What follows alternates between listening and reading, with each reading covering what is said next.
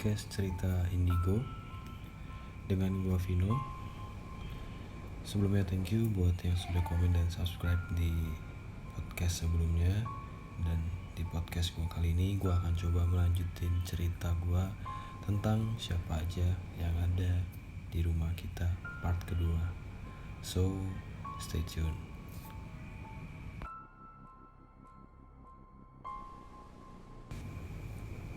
Pasti kalian semuanya sudah banyak yang tahu bahwasannya di setiap rumah itu pasti ada penghuninya, dalam tanda kutip ya. Dan bisa dibilang kejadian sebelumnya yang gue alami itu seperti awal babak baru dalam hidup gue, walaupun gue belum terlalu sadar akan kelebihan gue saat itu. Lanjut ke cerita gue kemarin. Di hari-hari berikutnya gue jadi semakin sering nemuin hal-hal yang sedikit di luar dugaan.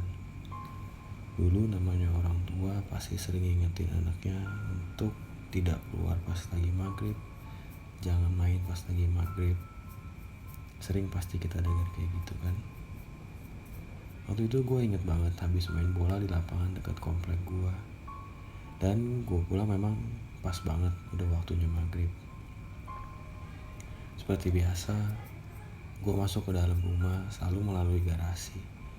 Tapi tenang, kali ini semua lampu udah nyala, jadi gue pikir aman. Selagi gue masuk dan jalan mau naik ke atas, tiba-tiba mata gue kayak langsung pingin lihat ke arah kebun belakang rumah gue. Kenapa gue bilang kebun? Karena ya memang banyak banget pohon-pohon gede kayak jambu, mangga, dan lain-lain lah. Dan ada kolam ikan juga yang cukup besar, tapi memang udah gak keurus karena di komplek gue itu sering banjir. Jadi lantai 1 rumah gue itu kosong, bener-bener kosong. Semua sofa dan lain-lain itu sudah gak ada, sampai ke kebun belakang. Begitu gue lagi naik tangga mau ke atas, di kuping gue kayak kedengeran suara anak ayam dari kebun belakang. Dan gue sempat berhenti sebentar.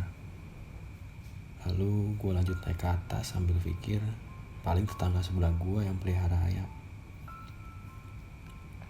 Begitu sampai di atas, gue coba langsung duduk di sofa kecil. Di situ lagi ada nyokap, mbak gue, dan adik gue.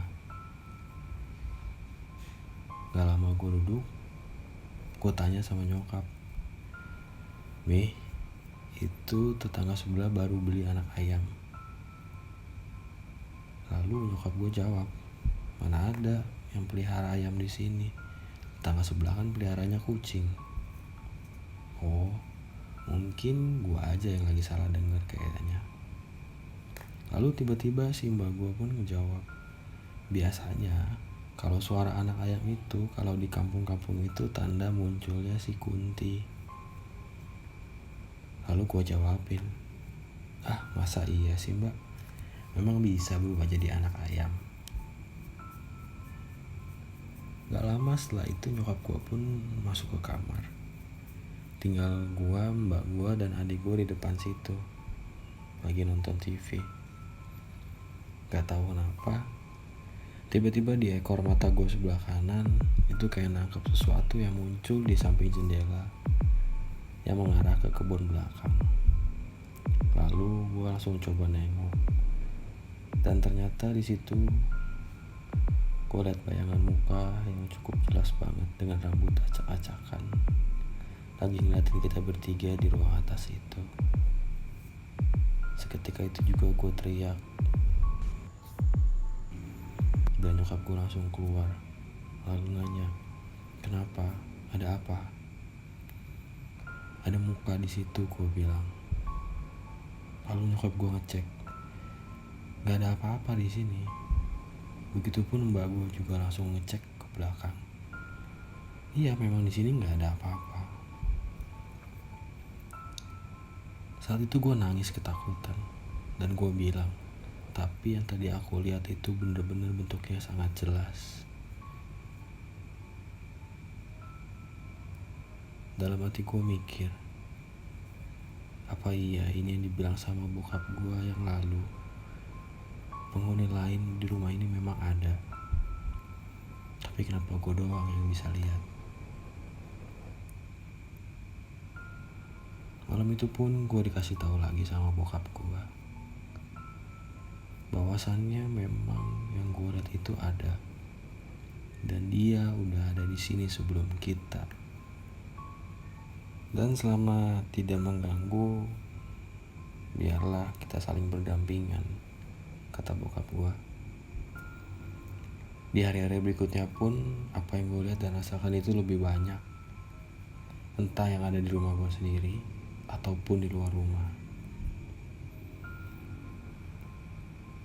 Well, pada intinya, memang di setiap rumah atau bangunan itu pasti ada penghuninya. Tinggal bagaimana kita caranya untuk menyikapi mereka yang ada. Atau jangan-jangan di jendela kalian sekarang juga ada yang ikut dengerin podcast ini juga. Oh iya, gue mau kasih sedikit informasi buat kalian. Mau tahu ciri-ciri rumah yang memang memiliki penghuni tambahan di dalamnya? Pertama, suhu yang tiba-tiba berubah. Biasanya ini terjadi pada ruangan-ruangan tertentu yang suhunya tiba-tiba berubah drastis. Maka area tersebut biasanya ada sosok lain yang kalian tidak bisa lihat wujudnya. Yang kedua, pernah gak sih di dalam rumah itu kalian seperti ngerasa diawasin? Itu juga salah satu bentuk kehadiran mereka yang ada di rumah kita. Itu karena energi mereka yang dekat dengan kita, namun kita tidak bisa melihat wujudnya mereka. Yang ketiga, suara-suara benda jatuh atau bergerak sendiri. Mungkin seringkali kita dihadapkan dengan pikiran yang harus logis, namun gak jarang juga kita harus menyampingkan pikiran logis itu untuk mereka yang memang ada di dekat kita dan di rumah kita. Yang keempat, hewan yang ada di sekitar itu menunjukkan perilaku aneh. Karena beberapa hewan memiliki kemampuan yang luar biasa. Salah satunya kucing. Kucing akan terpaku terdiam ketika melihat keberadaan makhluk lain di sekitar dia. So, sampai di sini dulu podcast gua hari ini. Jangan lupa untuk di like, komen, dan di subscribe, karena itu yang membantu gua untuk mengembangkan channel ini.